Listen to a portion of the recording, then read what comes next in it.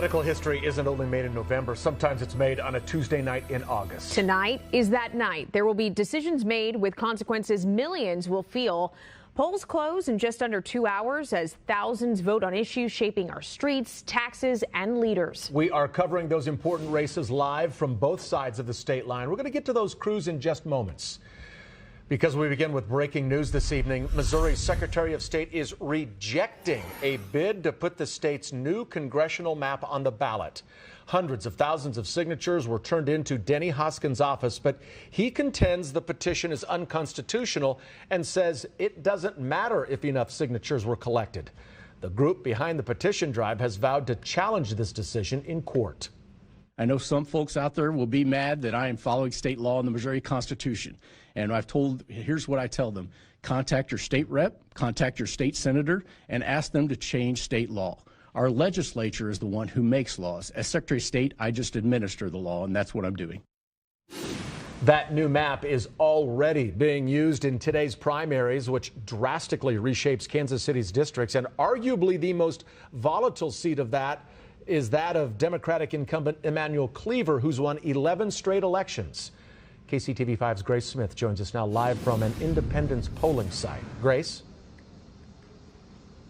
Brad, this is a district that has made national headlines, and today these voters are voting on a race that looks completely different from the last time they were here at the polls. So for more than 20 years, Democratic Congressman Emanuel Cleaver represented a compact Kansas City-based district. Well, that district is gone. It was nearly 1 year ago when Missouri's Republican-led legislator redrew the map. The new 5th district carves up Kansas City among 3 congressional districts and stretches east through 14 counties into heavily Republican rural territory. So now, today, 6 Republicans are competing for the chance to challenge him in November and take his seat. We'll, of course, be out here all night and keep you updated as this race progresses. Reporting live in Independence, Grace Smith, KCTV 5 News. Grace, thank you very much. For the first time in a generation, someone new will represent northern Missouri as the race to replace Congressman Sam Graves starts tonight. KCTV 5's Zach Fisher continues our live TV coverage from Liberty. Zach, Graves announced earlier this year he would not seek re-election. So where exactly does this put the race?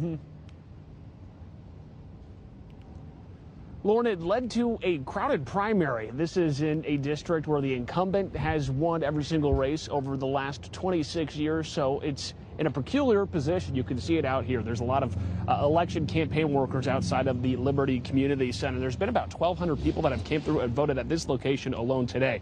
Talking about Graves, he threw his support behind Chris Stegall, a nationally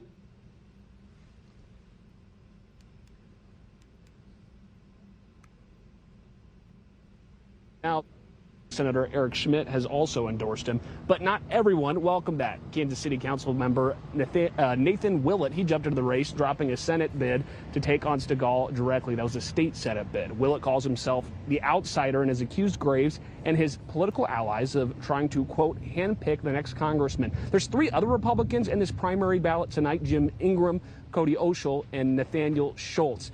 Now, the thread running through this entire primary race is Trump loyalty. Both Stegall and Willett claim to be the president's strongest ally in this race. President Trump has not endorsed either one. So the district covers 33 counties across northern Missouri. It leans heavy Republican. We're going to have live coverage from the winner's watch party tonight once those results are coming in here at 7. But for now, live at Liberty, Zach Fisher, KCTV 5 News. Zach, thank you very much. Well, turning to one of the marquee races of the night, Kansas governor. KCTV 5's Chandler Watkins joins us live from Shawnee to preview the Democratic side here. Chandler? Yeah, as voters continue to come in droves to vote, you can see the line coming out the door. There are 3 Democrat candidates that people know here in Johnson County: Senators Ethan Corson, Cindy Holscher, and Overland Park Mayor Kurt Skook. Now, Corson has been endorsed by Mayor by Governor Laura Kelly. His platform focuses on his working families agenda, which includes addressing property taxes and affordability in the state, as well as public education and public safety. Now, Skoog says his experience as mayor of Overland Park speaks for itself. He says he would like to address health care, particularly rural health care, education, and the water crisis in the state. Now, Holscher has called for a moratorium on new data centers in Kansas, which has been a talking point over the last few months. She's prided herself on not being tied to any special interest groups over the course of her campaign and is looking to make life more affordable for Kansans. Now, we're out here at a polling location at Community Covenant Church in Lenexa, and like I said earlier, at times the line has been out the door. Speaking to poll workers, they say this turnout is similar to a presidential election. You guys. Reporting in Lenexa, Chandler Watkins, KCTV 5 News. Yeah, we could certainly see it there, Chandler. Thank you very much. The Republican ticket will be the latest test of President Donald Trump's influence in primaries this year. He has endorsed Ty Masterson over Charlotte O'Hara, Philip Sarnecki, Vicki Schmidt, and Scott Schwab. Nick Reinecker and Stacey Rogers round out the GOP candidates. And out of more than 6 million voters in Missouri and Kansas, primary turnout historically represents only a fraction. KCTV 5's Morgan Rydell is speaking with voters, and she joins us now live from Country Club Christian Church. Morgan?